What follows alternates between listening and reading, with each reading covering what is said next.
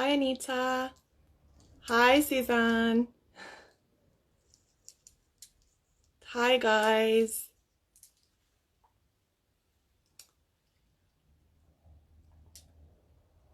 I'm just going to wait a couple of seconds just for a few more people to join before I start.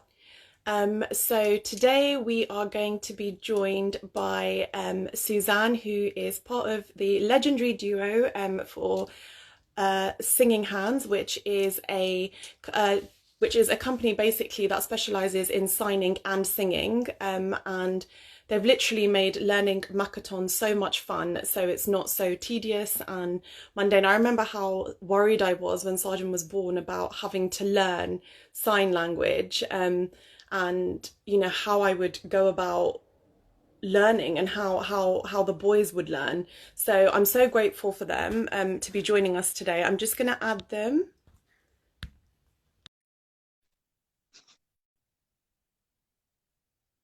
It's just loading. Hello, how are you, Suzanne? You okay? I'm fine. I slightly panicked today, so we've got trouble loading this video, and I thought, oh no, because I'm hiding in my bedroom away from my family. I'm doing the same thing. I was going to bring Sergeant on the call, and then I thought, do you know what? He's busy watching Pepper, and it's that kind of time where he's a bit like, never I know just what know. mood he's going to be in. uh, How are you doing? I'm good, thank How, you very much. yeah. How are you doing during lockdown? It's not so bad. Obviously, mine are bigger than yours, so Yeah. I have every sympathy of people. Not that it's easy, but I think if my kids were small, I think it would be full on, wouldn't it? I mean, mine are Ella's 20, Florence is 18, and Oscar's 16. So it's a kind of a different sort of lecture, and I can feral without worrying that they're going to destroy the entire house or something. So it's yes. So Yeah. but they're good. So they're doing their own thing now. It's sort of PS4 time, switch off, and I'm upstairs here to chat to you. Oh, thank you so much for joining, because I know there's loads of people that have joined the call that follow you guys, and you've been pivotal in their journeys. And there's also quite a few parents who messaged to say, how do we start if we were interested in learning Makaton? So first of all, do you want to give us a little introduction into you guys and what you're about and why you started Singing Hands? Of course, because obviously you know the story. Yes, hello everyone. Good evening. So I'm Suzanne. I'm one half of Singing Hands, and essentially we set up. I met Tracy 20 odd years ago. We're also both parents of children with additional needs. So Tracy's son has Down syndrome, like your little fella, and so she obviously had to learn to sign for her own reasons. Down syndrome, and children with Down syndrome are typically later to speak, so it's a way of helping those children communicate.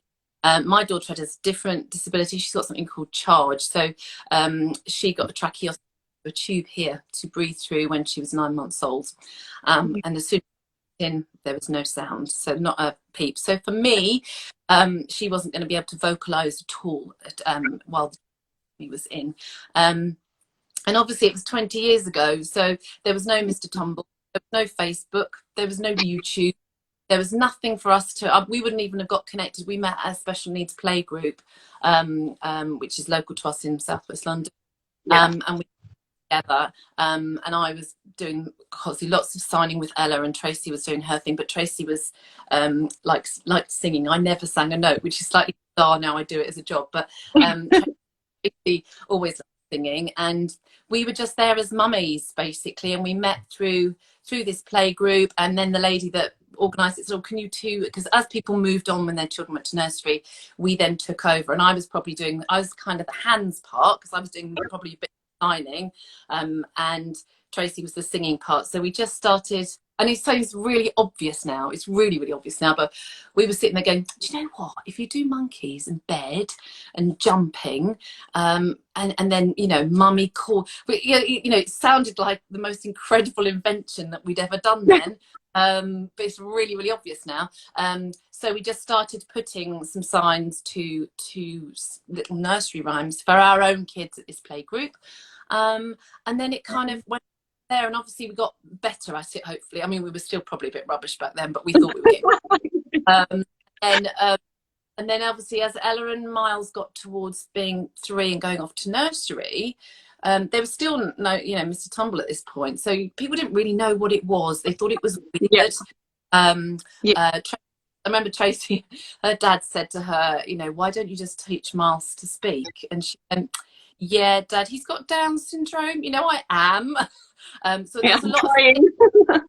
a lot of fear, and obviously that will be a thing that lots of other families will still get even nowadays, is will signing delay speech, which the answer is Yeah.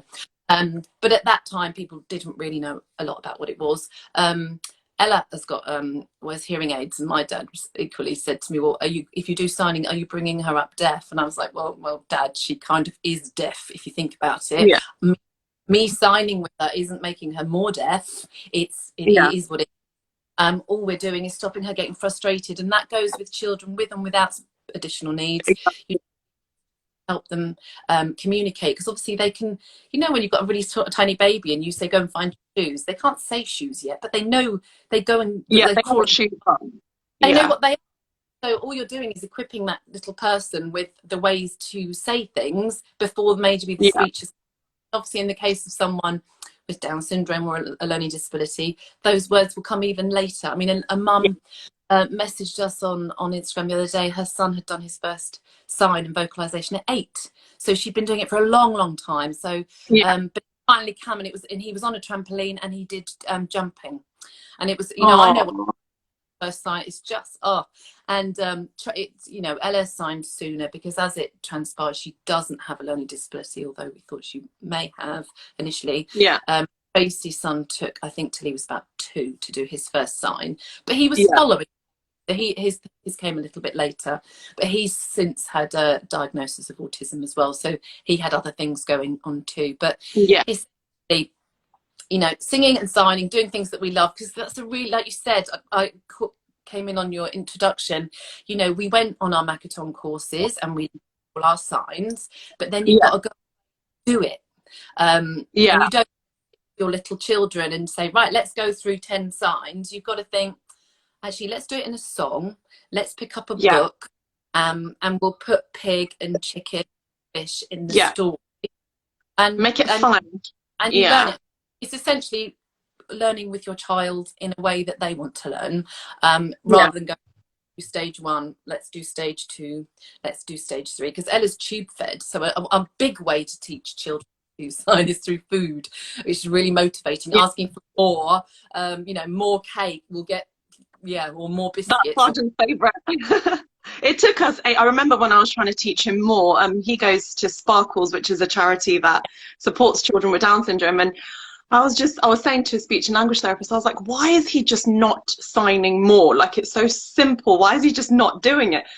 And we waited for ages. But when he did it, the joy that I felt, oh my goodness. And actually, that one sign is so versatile, and it gets him, he's just able to sort of point at something and just more. Do you know what I mean? And he knows cake as well now.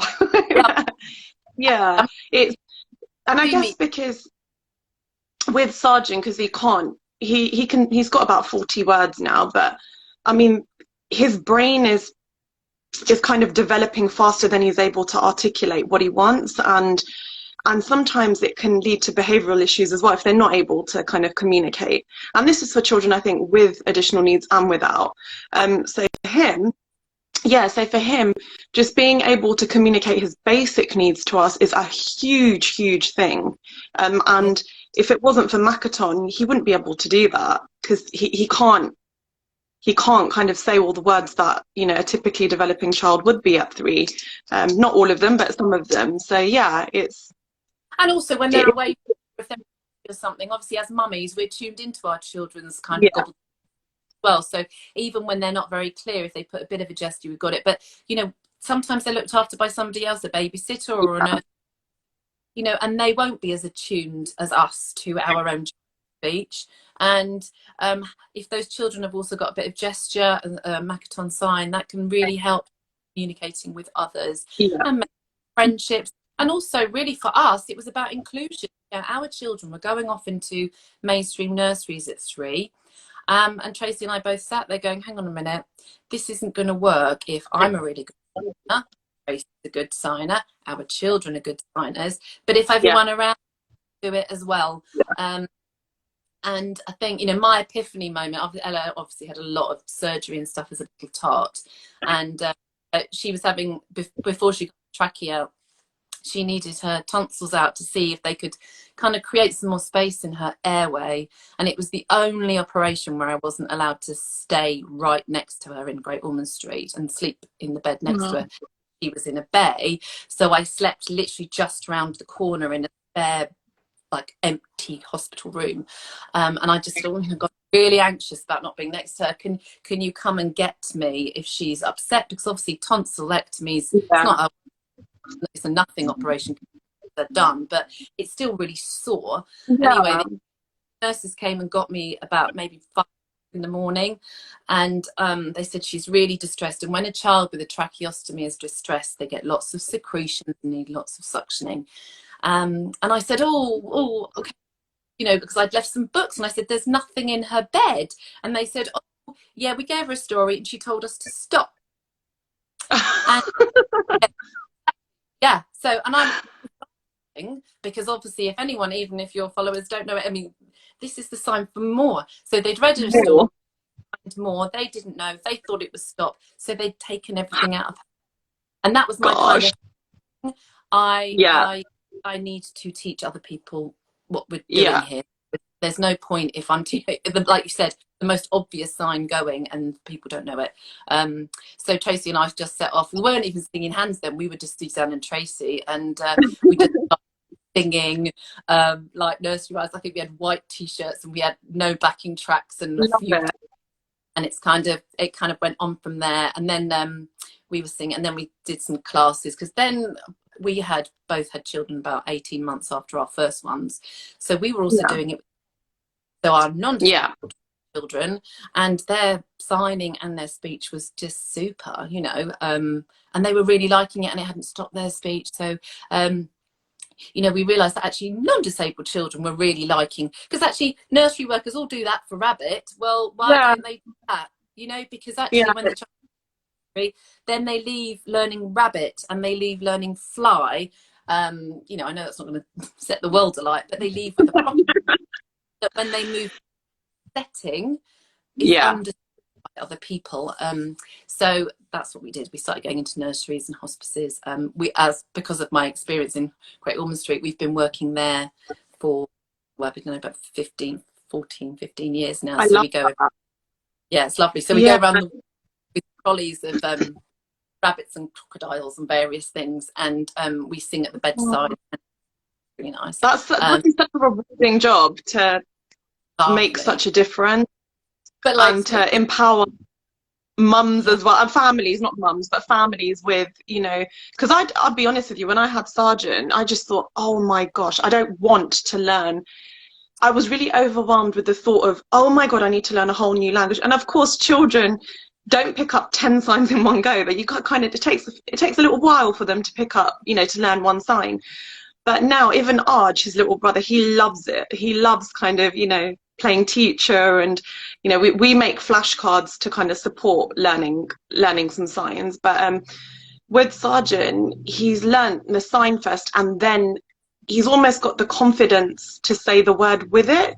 It's almost like a confident thing, like, this is what I'm trying to say to you, look, and then he'll attempt it, and it's really nice. But it's interesting you're speaking about nurseries and the hospital. So one of the challenges I've had at Sergeant's nursery is that they don't really know sign, and I've tried to kind of introduce it, and it's no fault of theirs, you know. I mean, they've been on sign along courses and things like that, but unless you're kind of implementing it in your day to day, it just gets lost. So he'll be communicating something and they don't know. And a common one probably is something like more.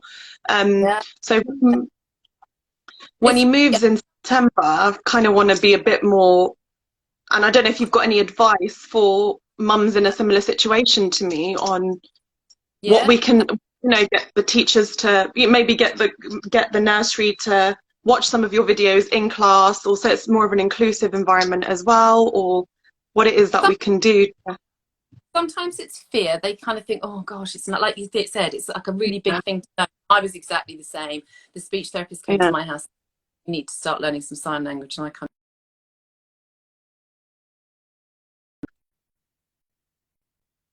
of going, yay, let's do it.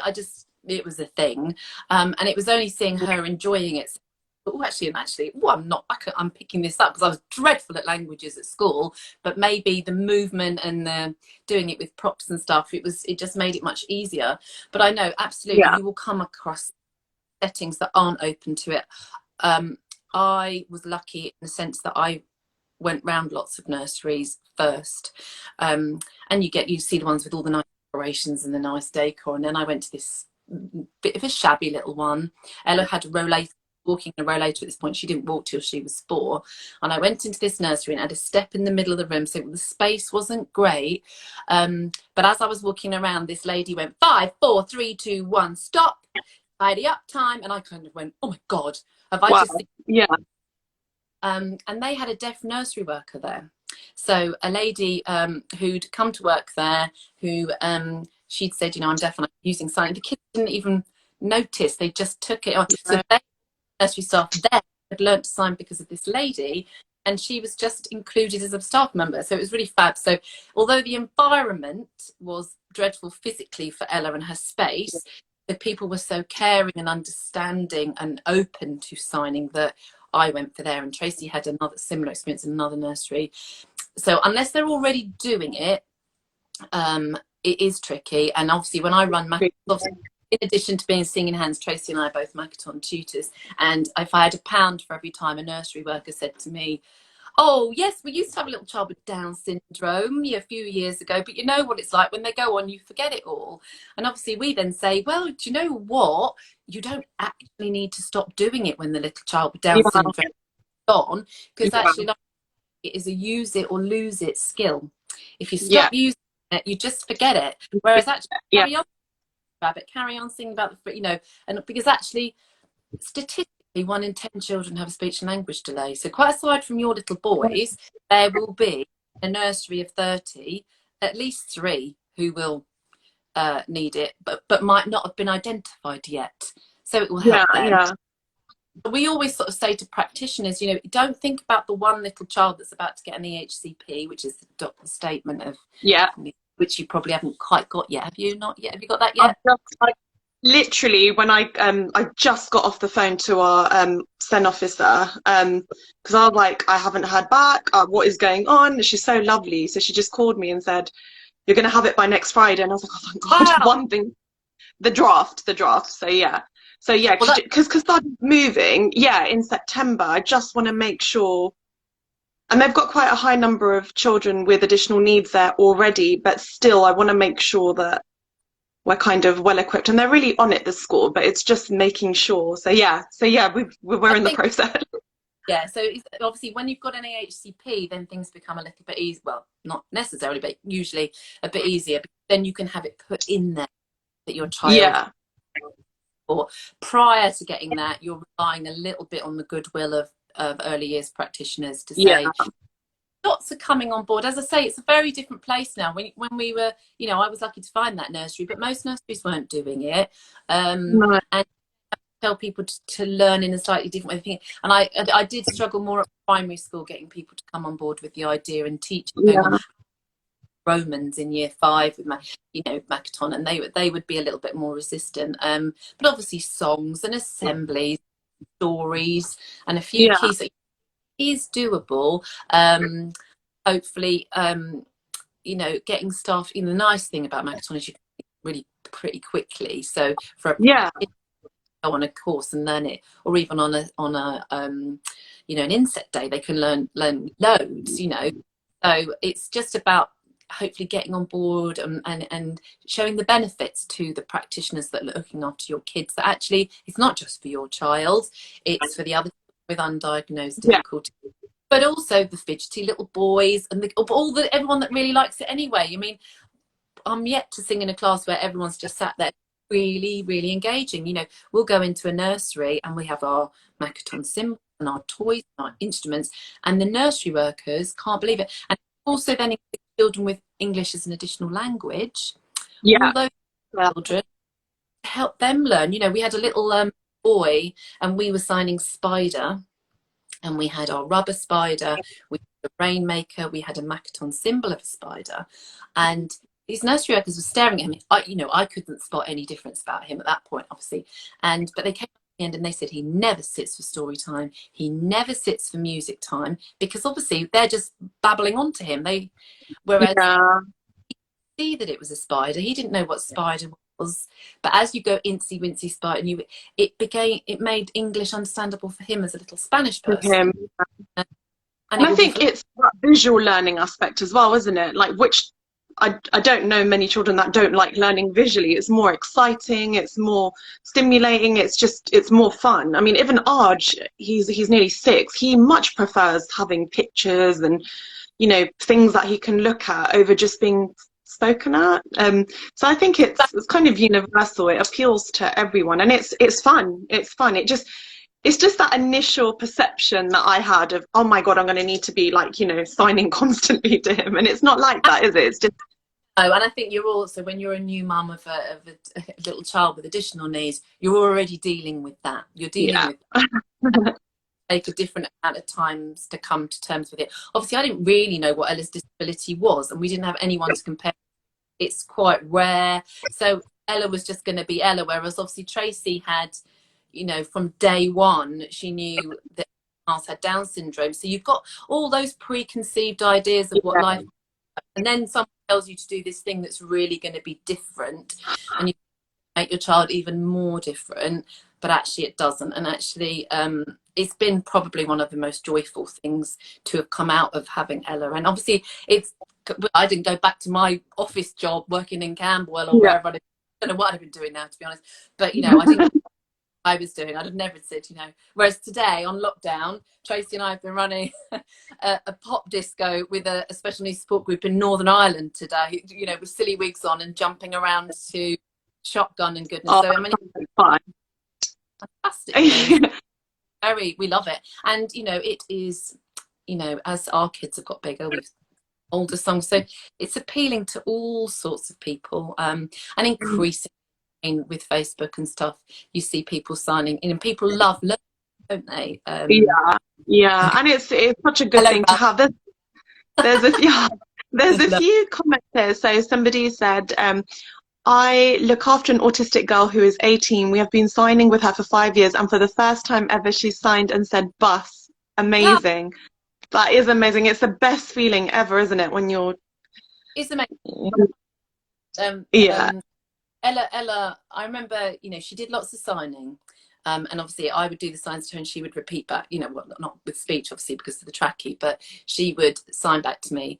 But I remember, like the lady with the jumping, the trampoline, or that family, the lady there, I remember the pivotal moment for me, was we had a second cot downstairs because Ella used to have night respite from a service. Yeah. So she was having a nap in the day in the downstairs cot, and she sat up in her cot and she also signed bus, and I was like, oh my God, because it was her starting the conversation as a little person would. So she signed bus and I went, yes, okay. And then she signed book and I went, oh, the bus book, yes. And then I went to the sign for which is like this one, as in which one, not that's and I went along stuff, and I was really dreading it because she had 2 bus books, and one was great and one was really boring. And I said, you know, which bus book? One about the road, which it had a hole in the road. It was really dull. But anyway, she said bus. I said, you know, which one? I went and got that. So she initiated a conversation and got what she needed because she was able to ask me. I was then able to get, you know, as like you said, if she hadn't been able to ask for that, she would have been frustrated. And all of those kind of fighting and pushing behaviours, it's always communication. It's a frustration of, you know what you want and it can't come out. And people around me don't know what it is that I want. It's that whole, I can't imagine it. Sometimes I get really frustrated with Sergeant, I'm not going to lie. You know, when I'm just like, oh, what is it that you want? Just tell me what you want, show me. And then I stop and I think, how hard must it be for him because he knows what he wants and he can't tell me what he wants. And it can be something simple like, Breatham once took him for a hospital appointment for the ears or eyes, I can't remember which one it was, and he pointed to the vending machine. So Breatham thought, okay, he wants crisps. Yeah. So he went and got him Pom Bears, and oh my gosh, he had the mother of all meltdowns. He chucked the crisps on the floor, and it was because he wanted Wotsits, not Pom Bears. But it was just like, oh my goodness. There isn't a special sign. There is only crisps. Crisp bear or crisps like cheese or something for what's it's on. Yeah, he does the sign, but he was able to tell us. So from that, we learn. Okay, he's told us he wants crisps, and it's almost showing him which packet would you like. Pick one. So yeah, it's really helped us. There's somebody here that said Nancy loves Makaton. If anything, it's helped her speech, and she uses few little signs to communicate with her friends. It's so cute. It's true. As they start using the words, they sometimes drop some of the signs anyway, don't they? So I don't believe that I firmly believe that it's really helped Sergeant's communication. It hasn't stopped him, that's for sure. Really, you know, a child might really struggle to say hippopotamus or something like that. Yeah. So doing hippo like this, so difficult words and things like that, or even for emphasis. I mean, and you know, so you would sign something like, you know, are you hungry? So it's like saying sorry to your tummy. You rub your tummy like that, saying, are you hungry? Yeah. Do you want to eat? So the nice thing about it is you're saying your normal sentence, because I think that is also a fear. You think I'm going to have to learn. Actually, you're only doing that really important word or one. You're saying, are you hungry? Do you want something to eat? And it's very iconic. I mean, that is to eat, you know. This is to give you a call. I mean, you can guess them. So you're just, it feels more natural in that sense that you can pick them up quite quickly, and you don't need to but yeah, it definitely eases those frustrations. And then, like you say, as the speech comes along, invariably that sign will drop away because they can now say it. It's interesting watching that process with Ella. I mean, obviously Ella, extraordinary situation where there was nothing, no sound, nothing. It was even crying was like this. Oh, yeah. Noise here, but nothing. And it's the process to get the tube out. It's called decannulation, and she failed it once, and then we went just around the third birthday, and that time it came out, and they block it first. So it's horrible. They put a smaller tube in first, so that you get a bit of air, because obviously a trachea is below your vocal cords, which are about here. Yeah. And so below, so obviously air is just coming in and out of your lungs. That's why it doesn't blow up through your vocal cords. So they put a smaller tube in. So on the first day, she was just going, because she obviously realised a noise, because she didn't know that a noise came from her. So that was the first stage. And then the next day, they put a little kind of cap on it. So the trachea stayed in, but it made the air force up past the trachea and come through her vocal cords. She was walking along in her row later, and she went, "Mummy, it's difficult to breathe." Like, so she said, "Mummy, breathe." So 5 words in a row. Obviously, the revelation for me was she said, it wasn't 100% clear because she got first break, but she said, "Mummy, it's difficult to breathe. You'd only sign mummy difficult breathe." So she grammatically. So she went from no speech to speech. So, and that's amazing. It was amazing, because then obviously when the tube came out, she was, I mean, she took a long, she would say gay, not baby, because she found B's very hard. So but essentially, it didn't stop her speech, because she did keep her signs for a while, but she realised that speech was there then. So that was really interesting. I mean, and Tracy's son Miles, because of his autism, you know, he's a man of few words. Uses a mixture of signs, communication aid, and symbols as well. A lot of Makaton symbols because of his autism. But you know, pictures are really important. All of those things. So I think constantly talking as well while you're not using sign language in isolation. You're constantly talking whilst doing it. So I think that's where people get a little bit like, oh no, it might delay this. It doesn't, because you're doing both things together in conjunction. And it's massive. it's very different with sign language, because obviously that is the language of the deaf community, and I've Yeah. done level that. We then moved on because Ella I didn't know how long she was going to need her signing, and she'd sort of learnt so much. We were going beyond Makaton at that point. And to do BSL properly, you do have to turn your voice off, because the grammar that you sign is in a different word order. So you can't speak at the same time because it doesn't follow a word order. Yeah. So people see that and all, that's why they think, you know, but you, as you say, you're not, you are saying, you know, Sergeant, come here and have a, you know, you say, Sergeant, you know, come here and have, I don't know, a sandwich. So you'd say your normal thing, and you just pop this couple of things. So he's hearing the speech and he's just seeing gestures to reinforce, oh, I get it. Yeah, because for him to say a sandwich would, I don't know when that will ever happen, but that's quite a big word for, you know, for him, that's quite a challenge. There's somebody that said, I work in a nursery and I think it's so important that I use Makaton even with those without additional needs. Amazing. Definitely. I wish there were more people like you out there.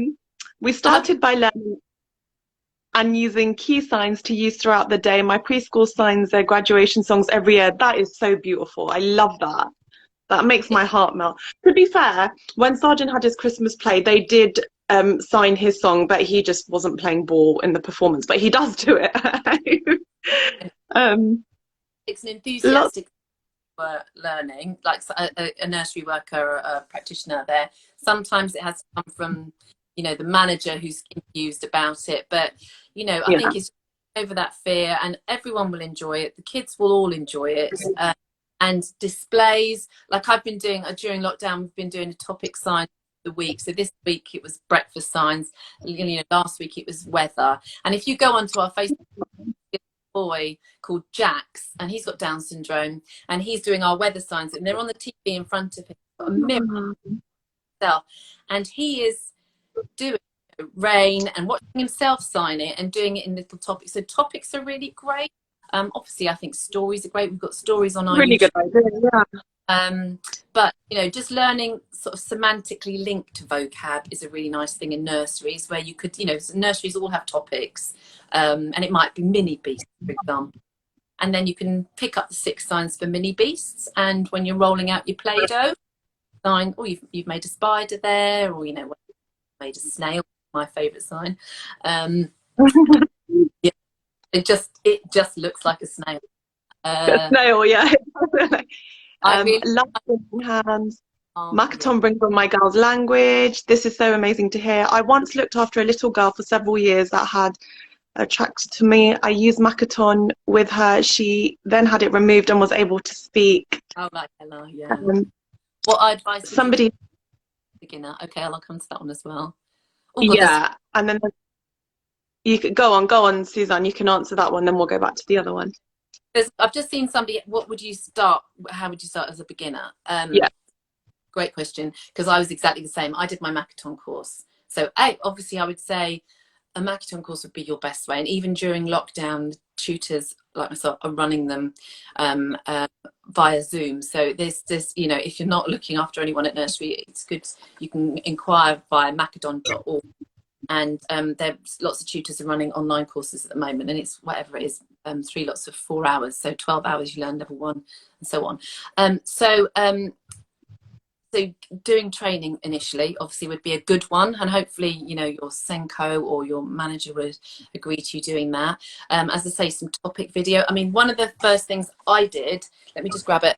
Oh. So obviously, as I said, Ella couldn't eat, so normally you would, food would be a motive with that sign for more. So I'm right-handed. My right hand's doing that movement and doing more, because then with food you can give them some food, and then you say, would you like some more? And obviously you don't fall in, then like you said, they're not going to do it straight back at you. You might do it for quite a long, and you'll feel a bit silly because you're not getting any return. But if you think about it, you talked to a baby from day one, and they don't necessarily speak back to you. So you're doing that for a long time. But you don't really think twice about that, do you? It's funny. Yeah. actually, you think, oh, well, I've been doing this for two, you know, and every child is different. And obviously, the more that you do it and the more naturally you do it. And as Tracy and I always say, don't set up sign time, because, you know, No. needs, they can spot a bit of therapy. If they don't want to do it, they don't know. And then it's way better to do something that's fun and engaging, and like getting your brother in, like, oh, this is gonna be really exciting.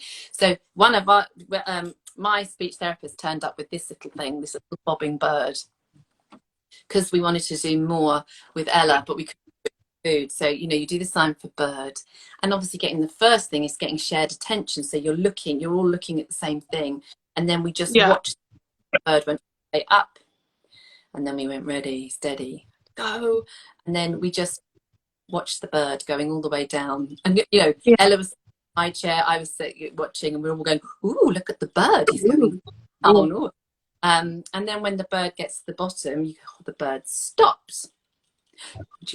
You know, should we do that one more time? And it's about any of those kind of cause and effect games, any of those ball slopes, bubbles, blowing bubbles, Bubbles, popping them all and saying, "Oh, bubbles, would you like some more?" More, you know, more is more, and then particularly with food or gone, I would pick some things that, say, Ella would like. So she had lots of little toys, like those little Schleich animals. So we would find two little dogs and go, "Dogs, oh, there's another dog, they're the same." And we got farm animals, and so we did little groups of farm animals and mini beasts, and some transport. So, you know, or when we were going out, you know, like you would normally do, like I live near a station, you know, if you have a non-disabled child, you'd go, "Oh, look, there's the train's coming, choo choo." And all you do, signing child, is you go, "Oh, look, here comes the train, choo choo, choo," and you do a train sign. It's not say exactly what you would normally say, commenting as you're walking along, you know, "Oh, there's a tree, there's a bus," but you do feel a bit strange at first, and then after a while, it's really handy when my husband was in the, you know, M&S food, and I'd be signing through the window. I wanted bread. Really super. I remember, like, when you're leaving a kid's party and you don't want to go and say thank you to the mum, I'd just do a sneaky little thank you sign, and my kids, "Thank you," and I was like, boom, that I'd given them sneaky heads up down how to say thank you. But yeah, so I think, you know, looking at some little vocab. But if anyone goes onto our YouTube channel, there's a little topics videos there. So there's things in my home. So, you know, toilet and bath. So things in your house. And then there's a mini beast one. There's a farm animals one. There's a jungle animals one. So they can have a quick there. Stories and songs and games, things that your child likes playing. You have a look at what's in their toy box and commenting. So not when you're playing, you know, what shapes they're making, or when you're doing play. We did a lot of play, I seem to remember. I've got these, my phone's propped against it, but this little monkey pop-up box, I did that a lot with Ella as well. You know, is it a wind-up one? Yeah, you introduce the sign for monkey, and then we'd say "bye bye monkey," and then we put him away, and then we'd do listening. And then we watch, and then the monkey would pop up, and we go, "Oh!" And then we'd say, "Should we do that again? Oh, should we do that one more time?" And then once you've got that first sign, it's like they almost go, "Oh, I get it. She's doing that thing, gets me something," you know. You know, obviously you didn't get the right crisps. That was a fail, but that was a learning on our part. If they then do the sign and they get what they need, then they're very much learning one. So I then felt that I used to draw like a little list in my head. So, you know, we've worked on some of them and we'll do some of those. So we buy food ones, and then I do a little list, thinking just to introduce a few each time to keep adding more. So that was fun. I saw somebody saying they struggled to get a colleague. I love the Makaton topic. Oh, thank you. I'm glad you like it. Oh, hi, it's Laura. There's a young lady there. She's got autism and she's learning loads on lockdown with us. Hello, Laura. I think, what else would I do? those are all things, obviously, as the kids have got bigger, we've had to just adapt to the sort of new vocab that they would need. Yeah. What else? We do a similar thing to you. So we kind of, I'll make a list of, okay, these are the signs he knows. These are the things he's interested in, or his kind of basic need. I try and tap into what he's interested in. And then, so he's learned all the Peppa Pig characters. Yes. By their what animal they are. So he knows. So any pig, he will call it Pepper now. Like, okay. Or even the colour pink, he'll call it Pepper. And I'm like, okay, so you do understand that that's a colour, the colour of Peppa Pig, but I don't know how to break. It's so interesting with children with additional needs, isn't it? Because it's not just learning a word or a sign, it's also understanding what that word or sign means. It's a completely different. Yes. So he can say the word red, he can sign the word red, but he doesn't know what red is. It's, yeah, you know those little plastic bowls, those IKEA bowls that you get in, like, I've got them. So I used to put them round, and I would just scrabble around finding bobbins and buttons, and you know, they're like little sort of threading on, and pencils and crayons and all sorts of stuff, like a whole load of mess. And then we used to drop them into match, so all the red things. And it wasn't, they wouldn't, you know, everyone's different, and it depends on what their particular learning needs are. But that colours, we just kind of did lots of sorting first before we kind of but yes, you've got to kind of learn, rather that you've got to learn what the kind of object is first, the pig or the dog or the cat, and then move on to our trickier. And obviously we do loads of rainbow songs and stuff like that, and we do a little funky disco song about colours. Colours are such a big thing, and we're singing about rainbows all the time these days, aren't we? So it's but yeah, it is understanding that. I remember when I first took Ella to, you know, the little urban farm in Hounslow. Have you ever been there? Yeah. And Ella had learned lots of animals from books and little toys. And, I mean, you know what it's like. It's a tiny little urban farm. Frankly, the kids were more excited by the fact that the planes were landing so low and going where we live. This is a sign they learn quite early, even though it's quite a hard one. They might do it like that, or they might do it like that. They don't do it like that. Sergeant kind of does his own version. Yeah, so, but, you know, they were looking out of the planes. But I remember we were walking around, and obviously she was only teeny, and she saw a goat, and she signed horse to me. And I guess, you know, it's got a snout, it's got ears, it's got hooves, and it's massive compared to who were one. And I was like, no, that's a goat. That's a goat. And then we walked around the corner and saw us, and I was like, that's a horse. So you could see, you know, she had to translate, you know, the differences between the furry those tiny little animals. Yeah, it is, and it isn't easy. It isn't easy to do that, no. When you have a child without additional needs, like what we got with Florence and Oscar, I don't know, maybe it's not that you don't notice, but things just happen, don't you? Do teach them. They're just a bit easier, aren't they? Yeah. Sort of learning.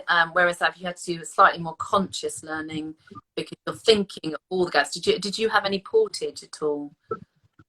No, we didn't have portage. We had a key worker for the first sort of year, and then as soon as Suzanne started at nursery, we weren't eligible for portage. But I kind of wish that. Yeah, so we had that. Yeah, so we had porters, so they come round with a massive kind of booklet, and they work backwards from what your child can do to all the little steps, or what they can't do, and all the little steps that will lead to them through a hole and stuff. So I remember having a whole long list of all the things that Ella hadn't learnt yet, and that she wasn't going to be able to do that until she'd learned all these little steps leading up to it. So it was whereas my other kids, you just like, well, how this is like you button through like that. It's just taken for granted, isn't it? Yeah, you really notice the difference. I think especially if your elder ones are the ones without the additional needs, you really see the stark kind of difference. Like, it makes you appreciate a lot more though the things that they achieve, because you really value what a challenge it is for them. So it kind of makes you appreciate it. And then I have to remember I must not over celebrate just because Ella's done that, you know, don't want them going, oh yeah, because you know that. Whereas Ella was my first, I guess, so I didn't have any comparisons at all, or so I also wasn't saddened in some way about what to do, because I just thought I'm not comparing her to Yeah. anyone. And it was only when Florence came along and obviously crawled and did everything. So actually having Beforehand. Ella learnt from her sibling, actually, you know, her little sister. Yeah. Crawled first, crawled to standing first, and did those things, and learnt lots of skills from her that I couldn't teach, actually, which was really great. Yeah. I think that was, yeah, but it's, yeah, it seems such a long time ago now, is, you know, those things, but Probably it's feels like a lifetime ago. There's someone here that said, I love baby sign time. I've been a toddler teacher for 12 years. I do it all the time, even with my kids.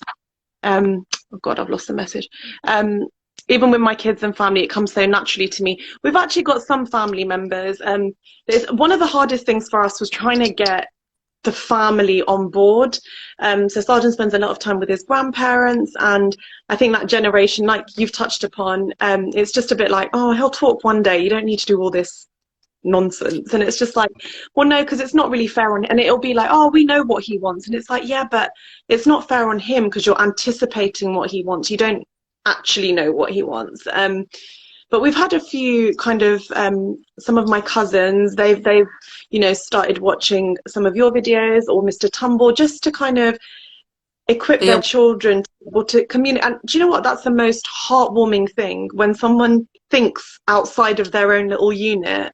It's just so lovely. I never did, I'll be honest, before I had Sergeant, but it's such a nice way to be able to, you don't, do you? It's a nice way to be able to, you know, for your, whether your child's got an additional need or not, I think it's such a nice way to encourage an inclusive environment at school. It's a skill that they can use even when they're older, and it can lead to so many different things. So I think it's it is quite a few teenagers that I know, actually, that are learning British Sign Language and things in lockdown. Because there's lots of free courses and things running on running theirs as well. So they, you know, so opportunities while you're not at school, that some of the young people are going, actually, or they learn. I've taught quite a few kids who are doing it as their D of E. No, and you're right. I mean, I kind of think probably I wasn't that perfect kid that was really, you know, could I've done things differently now? Obviously, you do become massively changed by having any child, and possibly I'm not vaguely who I was, probably, I don't think so. And it's sort of, you are much more sensitive, aware of those needs of, you know, anything, you know, inclusion and any difference, how to make it somebody, even if it's, you know, when I, you know, my second daughter's gluten-free, but I remember before she was gluten-free, if you had somebody that couldn't eat that, you know, it's not a disability, but you think, actually, I'm going to make a cake that everyone can eat, including that person, not rather than it's, you know, anything different. Everyone's going to have the same, but I'm going to make sure it's something they can have. And it's just it's a little bit like that. But I think, you know, it's lovely watching, you know, teenagers and people signing, or seeing, like you said, the Christmas show where everyone's learned something, and everything looked more beautiful, and every other parent loves their child learning something different like that. They always think the best Christmas carol is always going to be the signed one, because it just looks so I think, but I know I can see some of the comments where you've got people saying it's difficult to get other colleagues on board. It is, I imagine it is, and it isn't easy. Given it is we're on lockdown at the moment, there's lots of parents with children, especially with additional needs, that are trying to have a stab at potty training. I'm not going to lie, we tried it a couple of weeks ago, and I don't think I quite have the patience yet. But yes, I thought it'd be really nice for you to just go through some of the basic signs of potty training with us, if you're happy to do that. I have only obviously potty trained my own, so I will show you the signs. As to how to do it, I'll leave that to other experts. But yeah, you're right. Do it when you do it. I mean, Ella was tube fed, so it took longer, and we did it later. I'll go through lots of the signs that I think hopefully will be helpful. Obviously, I'm right-handed. I can never tell whether Instagram mirrors you. I'm So handed to. so essentially you do, let's start with potty, shall we? So you would do a pot, this, so with two Yeah. hands, and then, well, obviously I learned it originally, the toilet sign, where you just do the middle finger going up and down, but potty, and you can do an open hand. So potty. Oh, is it open? Okay, Yeah. potty. And what was toilet?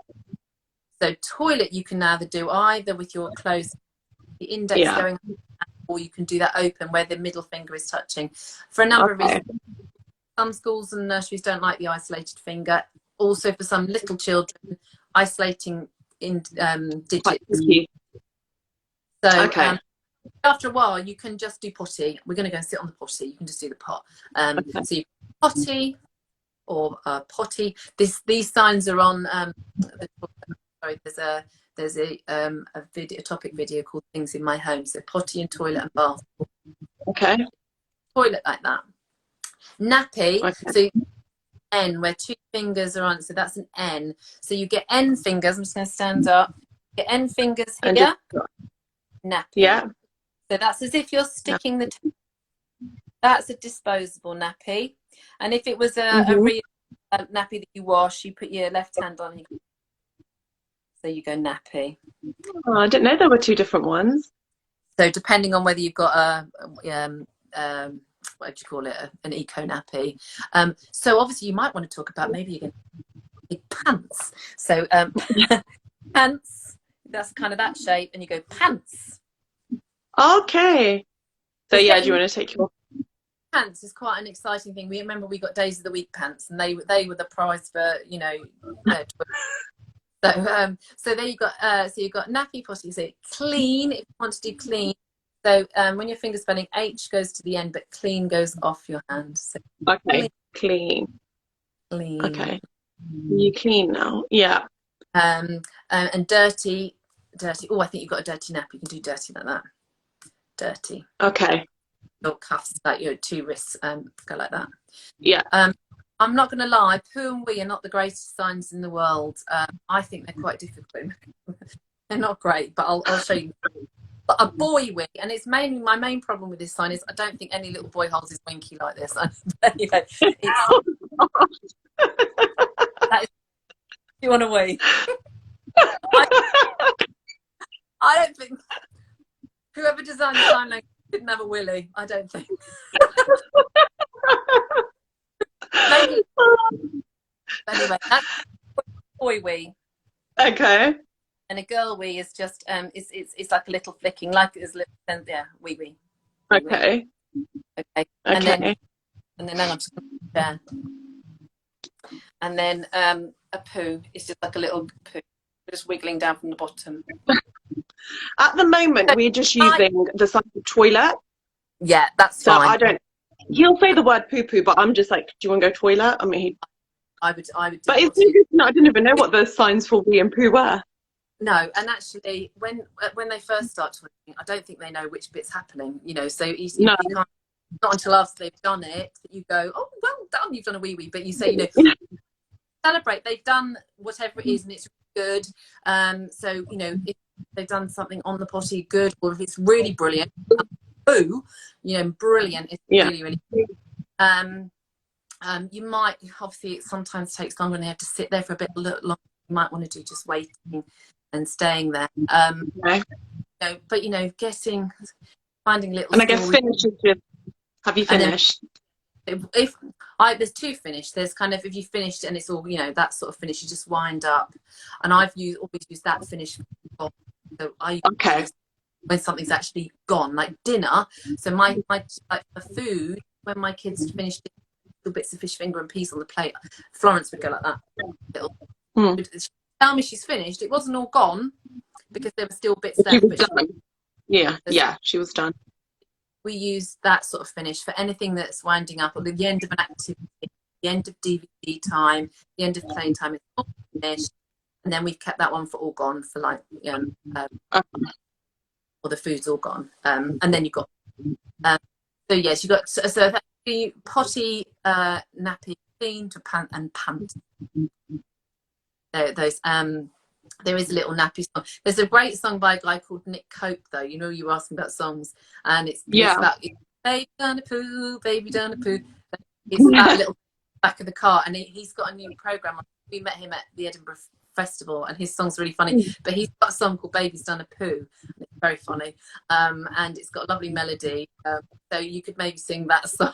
Just we're going to be waiting for your one, Suzanne, for you and Tracy to bring one out. Tracy and I will definitely do you a sign. We've got a nappy song, so that's the one just to sing while you're changing nappies. But we'll definitely do a poo and wee one for you post lockdown. Definitely, we're looking forward to it. So that's what we're doing. But yes, in the meantime, sort of lockdown. Who knows what's going on and happening? Yeah. Every day at 10:30 we've got something going on. So Monday, Wednesday, and Friday is free stuff. So on a Monday, a topic on a Wednesday. Got a nice song. Is tomorrow Friday? Tomorrow's Thursday. On Friday, we've got a song about sitting in a high chair. Really nice little song about food in a high chair. So that's going out. You can see that on Facebook and YouTube channel. And then obviously we've got the live Zooms. So anyone can join in with us. And we're doing wine and signs for stressed out parents, or not just mummies, actually daddies as well, and carers and teachers. And we do cheesy kitchen on a Friday with Matt. So we do it with anything now. We do it with all sorts of songs. So it's super such good fun. It's nice that you're embracing this time and trying different things. I think it's brilliant. It's so good. So it's so strange, isn't it? Because it was, I think before lockdown happened, my brother works in telecoms, and he'd said to me, "Oh, we use this thing called Zoom at work," and I was like, "Oh yeah, okay, all right." And if now, who doesn't know Zoom now? I wish I had shares in Zoom because they've gone to billion. Yeah. And I probably, if we'd said to people prior to lockdown, "I'll come and do some online singing," people might have gone, "Oh, I'm not sure about that." But actually, we've all had to adapt. I do my boot camp on Zoom. I know Pilates on Zoom. We have to do it because there's no other way of doing it.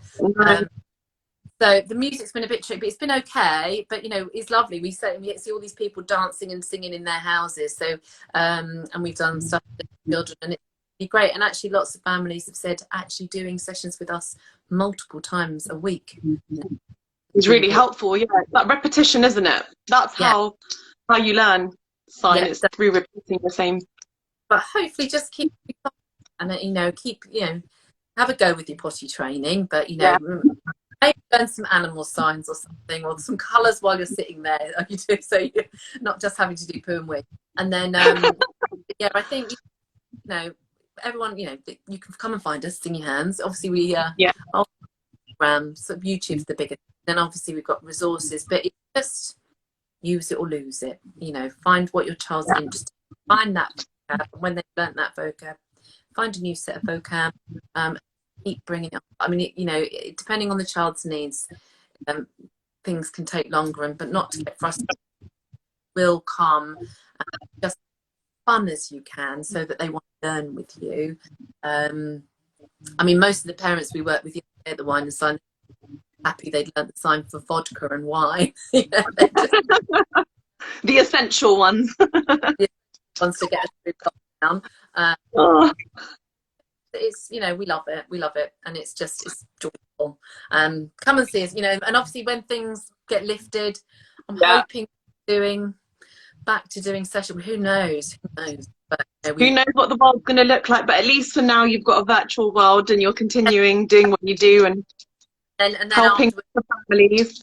Yeah, and then hopefully we'll be back great on the street, but we'll be singing at London Zoo and Whipsnade Zoo, all about zoo animals, or there's loads of stuff that families can come and join us to do all over the place. Or contact us and stuff, and we can put them in touch with Makaton tutors who can teach them. Oh, that's really helpful to know.